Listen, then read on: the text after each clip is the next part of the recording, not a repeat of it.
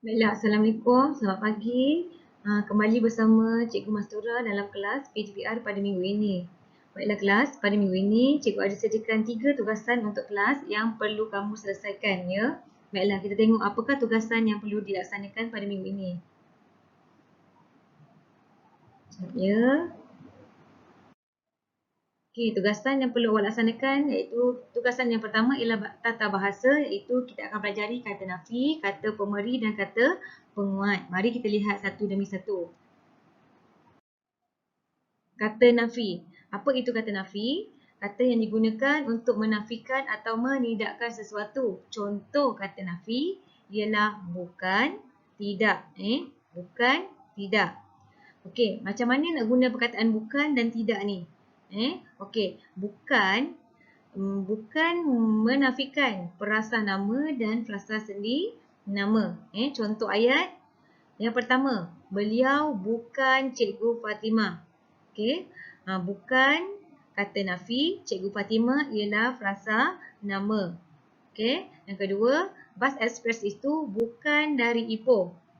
Okey, bukan ialah kata nafi dan dari pula merujuk kepada frasa sendi nama. Okey. Yang kedua, kata nafi yang kedua ialah tidak. Menafikan frasa kerja dan frasa adjektif. Okey. Contoh ayat, saya tidak pergi ke pejabat hari ini. Tidak ialah kata nafi, pergi ialah frasa kerja. Kedua, adik tidak pandai bermain bola sepak. Tidak ialah kata nafi, pandai ialah frasa adjektif. Okey, dapat bezakan bukan dan tidak. Awak tak boleh suka-suka nak kata contoh macam ayat pertama tu. Beliau tidak Cikgu Fatimah. Bus express itu tidak dari Ipoh. Salah penggunaan dia.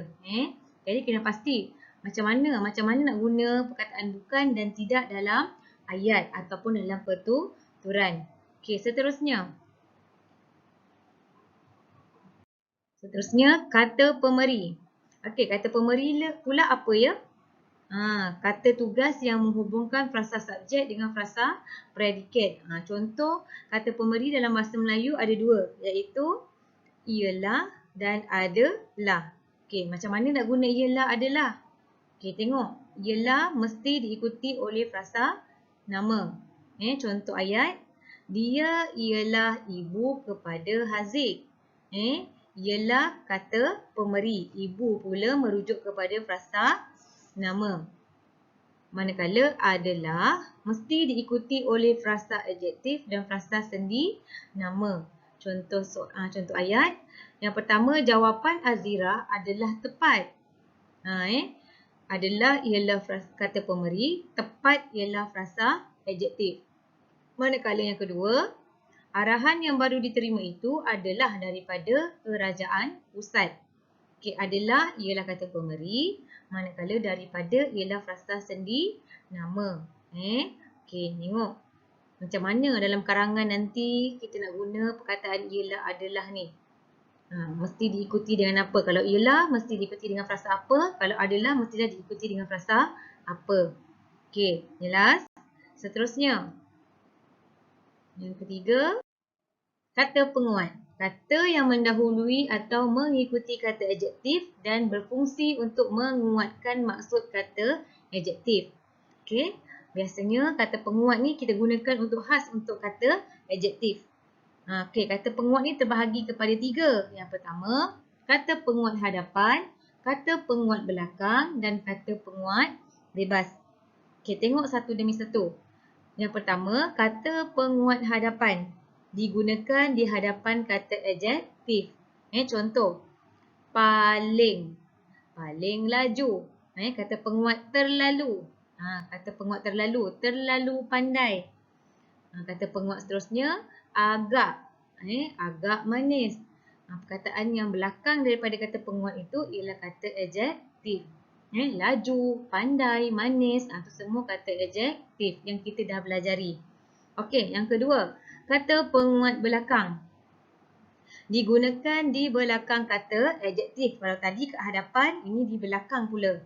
Contoh, indah nian, pandai sekali, manis benar, baik, betul. Okey, perkataan di belakang ialah kata penguat, manakala di hadapan tu yang mula-mula sekali ialah kata adjektif. Nampak tak perbezaan depan dan belakang? Dan kita tak boleh nak letak yang kata penguat hadapan tu, tak boleh suka-suka letak di belakang. Okey, yang seterusnya yang ketiga.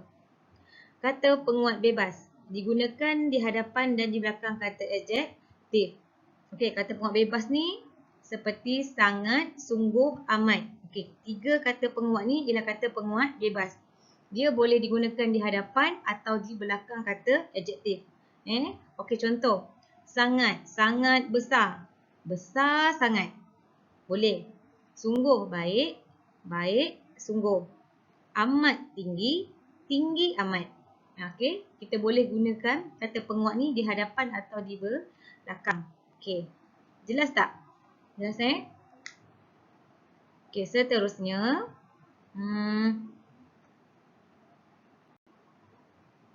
Sebentar ya. Seterusnya. Peringatan. Okey, peringatan. Perkataan kata penguat amat, sangat dan sungguh boleh diikuti dengan sekali. Kata penguat sekali. Contoh.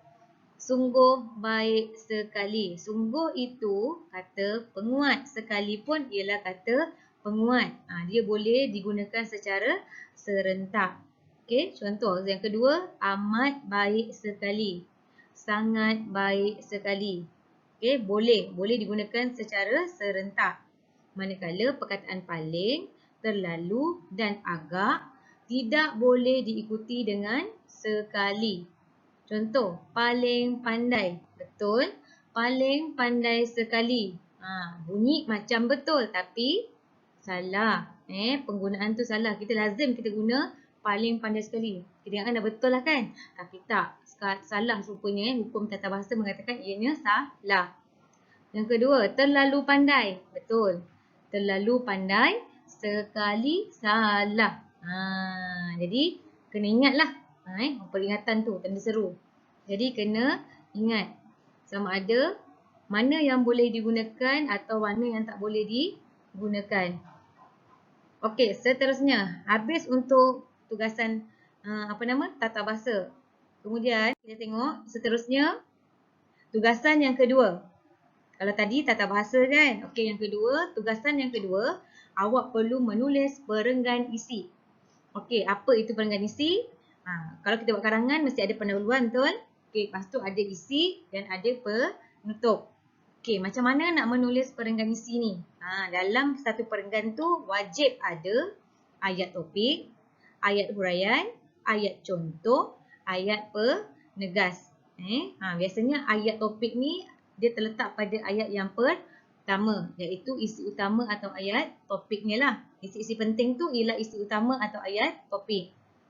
Manakala ayat yang kedua, biasanya kita gunakan ayat huraian.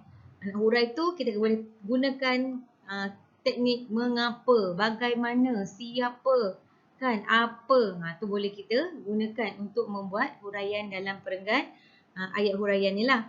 Okey, ayat huraian yang ketiga biasanya masih lagi ayat huraian. Okey, ayat keempat awak kena bagi contoh atau ayat contoh. Yang kelima, ayat penegas atau ayat rumusan bagi isi yang awak dah bincangkan dalam perenggan tersebut. Okey, mari kita lihat contoh. Okey, contoh perenggan isi. Soalan dia, cikgu ambil daripada internet. Kebaikan memberi barangan buatan Malaysia. Itu soalan dia lah, antara kunci soalan dia. Jadi, isi penting antara kebaikan membeli barang buatan Malaysia ni ialah isi penting pertama, dapat menjimatkan perbelanjaan keluarga. Okey, macam mana nak hurai isi penting yang pertama ni? Tengok ayat topik. Antara kebaikan membeli barangan buatan Malaysia adalah untuk menjimatkan perbelanjaan keluarga. Okey, ayat topik ni kita ambil isi penting. Isi penting yang tadi yang pertama tu, menjimatkan perbelanjaan keluarga. Okey, nak hurai dia macam mana? Ayat huraian 1. Hal ini kerana barangan buatan Malaysia lebih murah berbanding barangan yang diimport dari negara luar. Okey, takkan buat satu je ayat. Okey, hurai lagi satu. Barangan import lebih mahal kerana kebiasaannya barangan berkenaan dikenakan cukai oleh kerajaan berbanding barangan yang dikeluarkan di negara sendiri. Okey. Ayat yang seterusnya. Ayat contoh tadi kan. Okey, contohnya. Kereta buatan Malaysia seperti Potong Saga, Wira, Perdana, Inspira, Izora sudah diterima pakai kebanyakan negara luar termasuk negara maju seperti Britain. Okey. Ayat terakhir, ayat penegas. Tegasnya, kita harus membeli barang buatan Malaysia kerana tindakan membeli barangan buatan negara dapat menjimatkan perbelanjaan keluarga. Okey, senang tak? Kita huraikan satu isi penting tadi tu, dapat jadi 5 ayat. Okey, jelas? Kalau tak jelas boleh rujuk balik dalam nota yang cikgu beri ni. Okey, seterusnya. Tugasan awak ni, awak perlu rujuk buku teks muka surat 36. Okey, muka 36, sekejap.